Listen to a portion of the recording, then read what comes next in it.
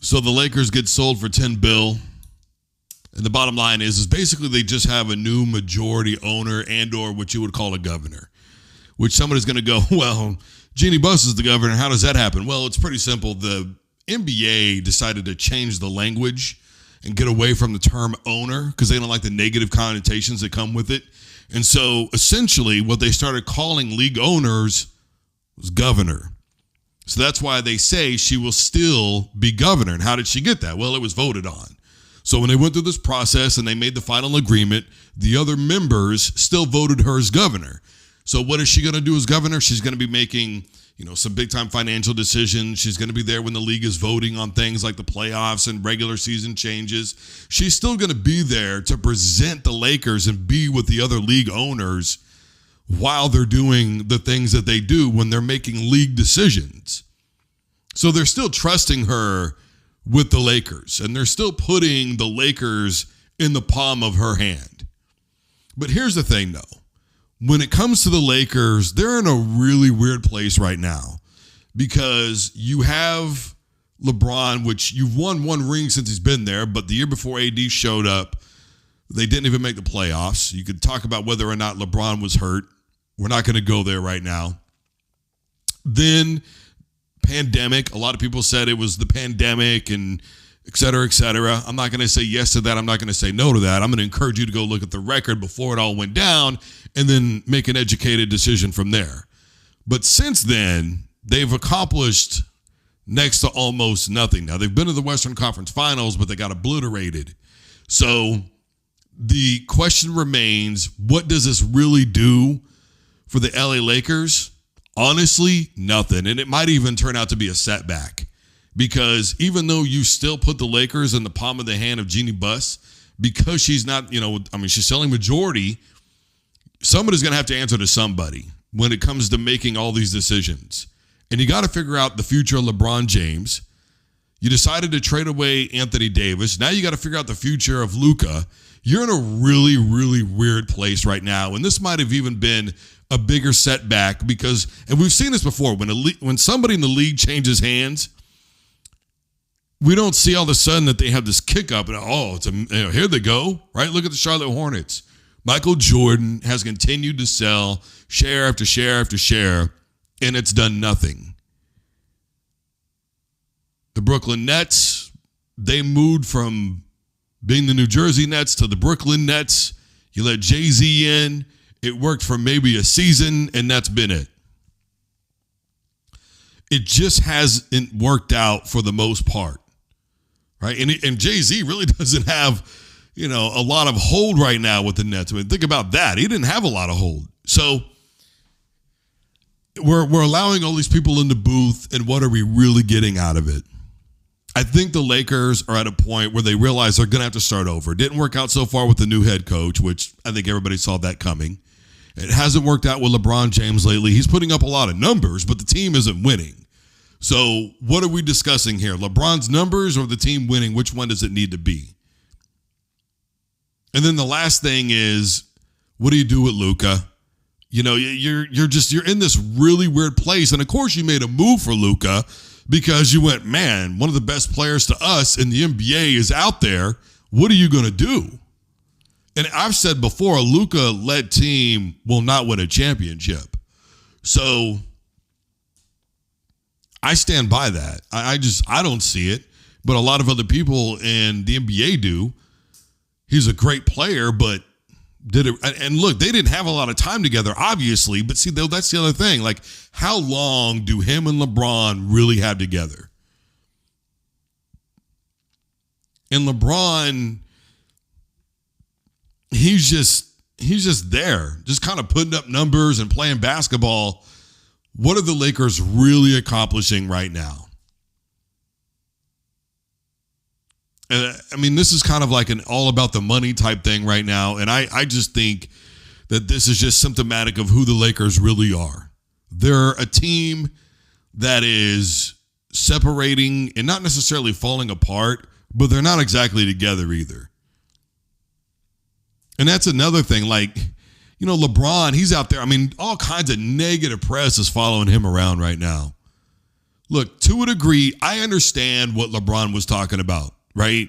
LeBron was discussing why is it only about rings? But that's because right now you could say, well, he's putting up all these numbers and not really winning championships. So, of course, he's looking out for himself. And, I'm not going to say no to that. I'm not going to say yes to that. I'm just saying it is what it is. That's what he's saying. And to a degree, I understand because there are great players out there, as he alluded to, like Sir Charles, that don't have championships. And Sir Charles has been hearing it ever since he's retired. I mean, every time him and Shaq get into it and they have a disagreement, what does Shaq do? You don't know what it's like to win a championship. You don't know what it's like to go back to back. You've never done any of this stuff. But also look at who Barkley ran into. Can a one-man team really do it all? Well, we could look at the Bulls and say, well, other than Pippen in the early 90s, who did they have?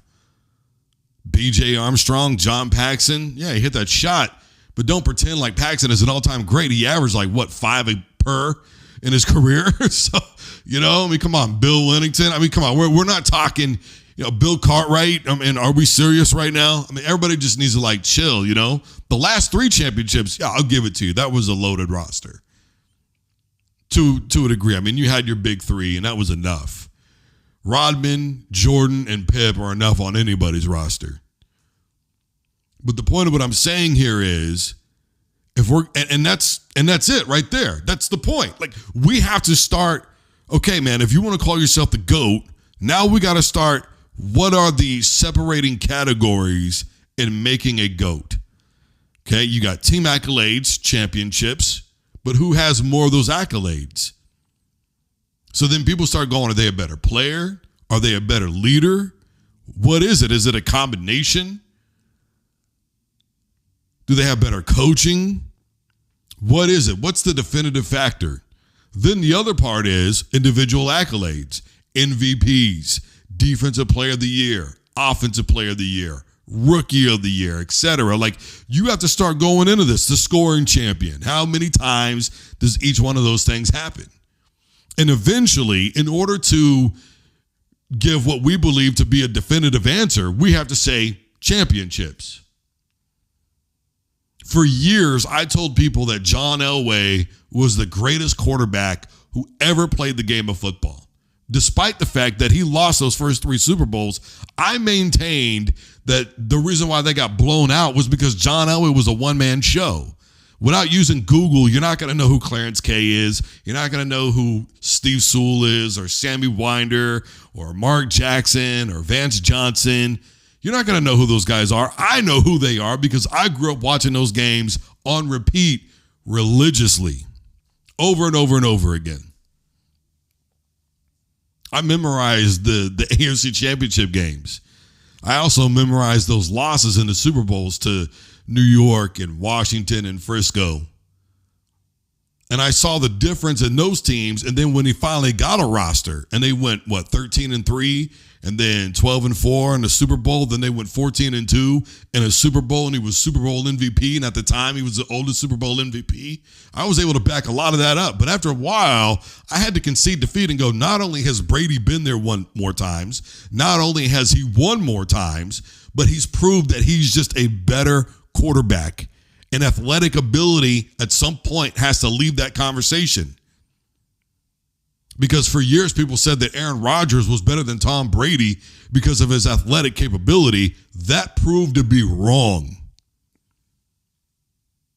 And I made the same argument about John Elway over Brady for years, and it proved to be wrong. At the end of the day, we have to have definitive factors.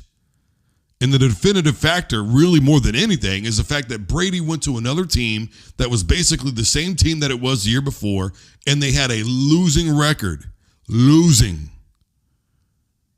And he won a Super Bowl with them. And then the next year, they won 12 games and went back to the playoffs.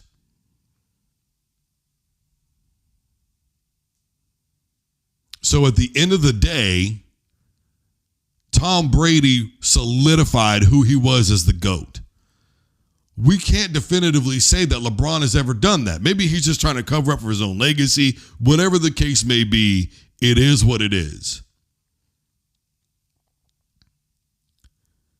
But for a guy who's worried about people crapping on him, I'm paraphrasing there, but you know what I mean, he certainly has a lot to say about who the GOAT is. And it's almost as if like he knows what he's doing. I don't think he really cares about what people say. Now, for the last year or so, he's been, why would you want to be the top face in this game when all you do, no matter what you do, people are going to say what they're going to say about you, man. They're just going to crud all over you. To an extent, I get what he's saying. You become a drone and a mindless being versus a person. And I get that. And there is a such thing as taking it too far. Simultaneously, nobody is above critique. And I've had plenty of critique in my comment section, things that I can't say out loud. Things that people have said in my inbox, but you don't hear me cry about it. Do I like it? No. Do I think, oh man, it's just a part of it all the time? No. Do I think to myself, well, this is what I signed up for? No. But it is what it is. And I can either deal with it or not. I get where he's coming from, but you know, the whole thing with him and Stephen A., I'm still not convinced that wasn't set up by those two. I'm just saying. So at the end of the day, while I get where LeBron is coming from, there has to be a definitive factor, and that's rings, period. Speaking of people having something to say, Caitlin Clark just keeps getting into it with everybody in the W. Yeah, well, I mean, you guys came for basketball. Let's talk about basketball. Yeah. Come on now. Caitlin in particular. We're going to the Commissioner Cup Championship. Let's go! Pretty exciting. Y'all want to talk about that? Let's talk about that. All right, two things. Number one, as much as I feel where she's coming from, let's not pretend that basically there wasn't multiple all-out brawls in that game. Let's also not pretend that game wouldn't have done just as good being broadcast on an episode of WWE Raw or SmackDown or an episode of Tough for the UFC. I mean, come on. Let's not pretend that wasn't like watching the 1980s Celtics and Pistons get after it. I mean, seriously, come on. I personally don't have a problem with it. But to believe that you're not going to be asked about it, you guys came here to talk about basketball, right? So let's talk about basketball. Like, are we for real?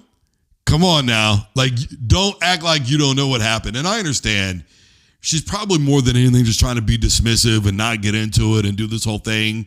I think she figured out a long time ago that everything she says is going to get magnified by 1,000,000. And I get that. But welcome to the game. Welcome to the show. You want superstardom for your WNBA? Here it is. It's been handed to him on a silver platter.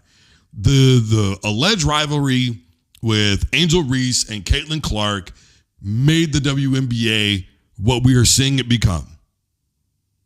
No disrespect to Lisa Leslie or Rebecca Lobo or some of the others that were before them. Amazing players. I love Rebecca Lobo growing up. I thought she was great to watch. And if it wasn't for her and Lisa Leslie and the others, then Caitlin Clark and Angel Reese wouldn't be presented with the opportunity that they are now. But they are the end result of the ever-growing popularity. Which brings me to my next point. Does anybody remember a couple of weeks ago when Caitlin Clark and Angel Reese got into it and Angel Reese got on and said, it's just basketball. Next question. And so many people went and said, man, she don't want to talk about it. She don't want to bring it up. If we're going to give her that treatment, it's only fair that we give Caitlin Clark that treatment as well. What's good for the goose is supposed to be good for the gander. And I'm tired of the selectivism. If people are going to give Angel Reese the same guff for not wanting to respond to the questions, then we have to serve Caitlin Clark the same way. Now, me personally, again, I understand where they are both coming from. They're trying to squash everything. They don't want to talk about it. They know what's going to happen, and they know how it's going to get blown up, and they know how it's going to be blown out of proportion. They're well aware of what's about to happen. Simultaneously, there's just no way around it. And with the media world being what it is today, those clips, they're going to live in infamy, and they're never going to go away. They are going to be circulated everywhere, all over the internet. And if you want to be clear about it, if you want clarity on what's going on for everything, then to me, you got to speak yourself. Sometimes it is better to remain quiet. Okay, but we're not talking about malicious charges here. We're talking about what happened in the middle of a basketball game. Remember a few years ago, Jimmy Butler, he's just mad because he can't guard me. He just spoke his mind and said it is what it is.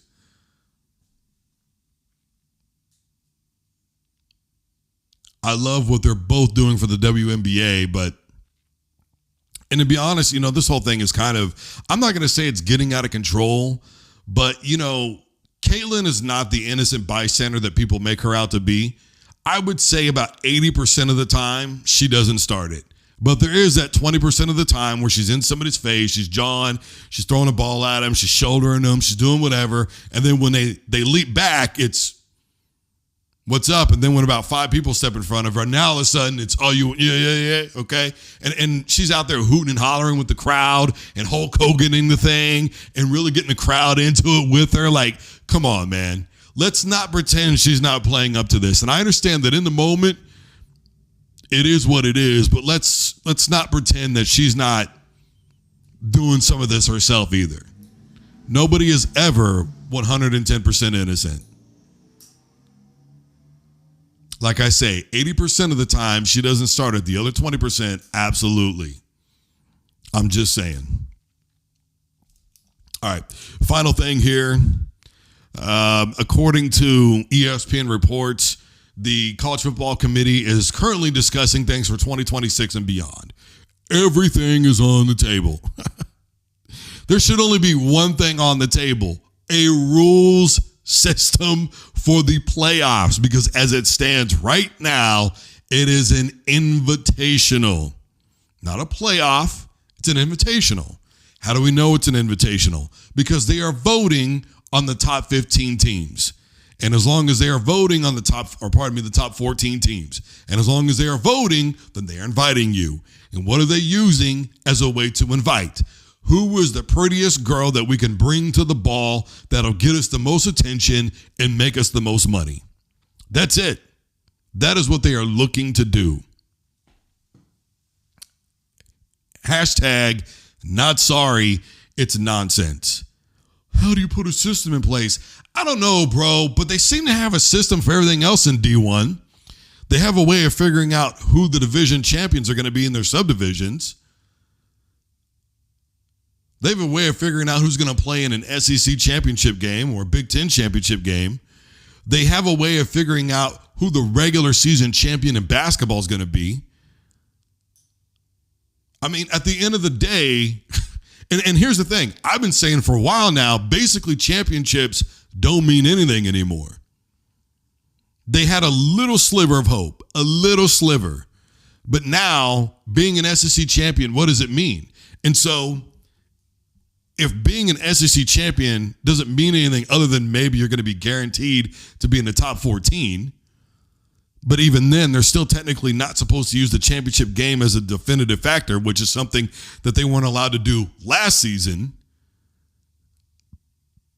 When does it mean anything? So now we can't even talk about, well, the SEC is so tough. Look at how 2 teams played each other that were both 12-0. That doesn't matter.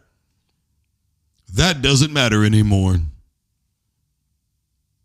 Then you got this whole thing going on with Notre Dame. Here we go again. Are they going to be in a conference or not? Did the Big Ten blackball them? Was it Michigan? Was it this? Was it that? Look, aren't they in the Big Ten for like hockey or something like that? Softball, something.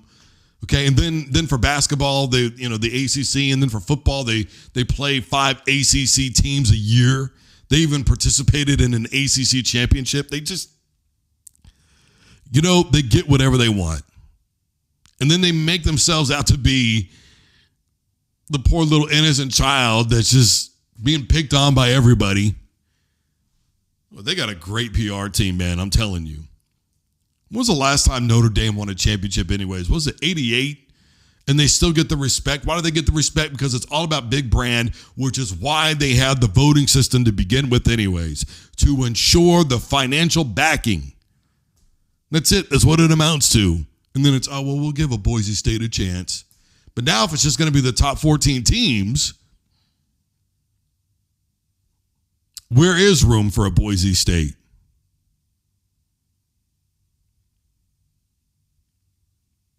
I just think that it would be really, really easy to just put a system in place and stick to it. D1 college football is the only level that decides that we need to vote. We are not trying to figure out who has the best looking muscles. This is not the Arnold Classic. We are not trying to figure out who has the prettiest eyes. This is not Miss America. We are not trying to figure out who's the wittiest. This is not Miss Universe. We're not doing that. This is football. And the way to put the best in there is to put a system in place. The NFL has one. FBS Division II has one. FCS has one. JUCO. Everybody's got one.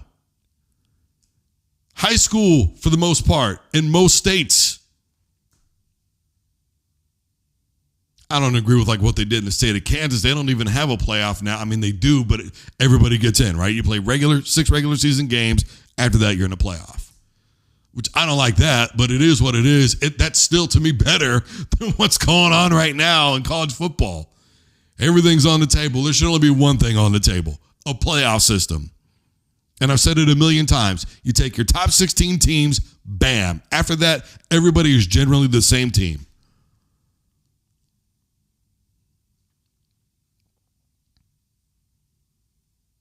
All this stuff on the table. What a goofball job the NCAA is, man. All right, everybody. I am Drew Duncan. Facebook, Twitter, and Instagram is all at Drew Duncan Radio. I'm wherever you're listening to podcasts. Take your device to play the Drew Duncan Sports Show. Pop right up, my man. Everybody stay safe, take care of yourselves, and have a wonderful rest of your night and or day.